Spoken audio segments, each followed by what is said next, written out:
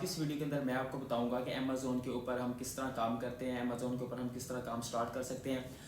2024 کے اندر کوارٹر 4 گزرنے کے بعد ہم کس طرح کام سٹارٹ کر سکتے ہیں امیزون کے اوپر۔ سب سے پہلے ہم جو آربیٹراج کرتے تھے اور ہول سیل کرتے تھے، ان کے اندر جو ایشوز آ رہے تھے وہ ان ایشوز کو کس طرح ہم نے ان سے بچنا کس طرح ہے، اور کون سا ماڈل ہے جو اس ٹائم ہم چلانے کے بعد اور یوز کرنے کے بعد پیسہ کما سکتے ہیں۔ تو سب سے پہلے میں آپ کو بتاتا چلوں کہ ہم 2023 کے اندر اور 2022 کے اندر 21 کے اندر ڈراپ شپنگ کرتے رہے، اس کے بعد ڈراپ شپنگ کے اوپر کافی برڈن اور مسئلے مسائل آئے، جس کے بعد ہم نے آربیٹراج کے اوپر موومنٹ کی اپنی۔ اور اس کے بعد 2023 کے اندر ہم نے دیکھا 2023 کے کوارٹر 4 جب چل رہا تھا تو اس کے اندر انوائسز کے بہت زیادہ ایشوز آئے، جس کے اوپر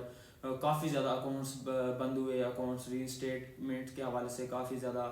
کویشچنز آتے رہے، فنڈ ڈسبرسمنٹ کے حوالے سے کافی زیادہ چیزیں جو ہیں عوام ہم سے پوچھتی رہی۔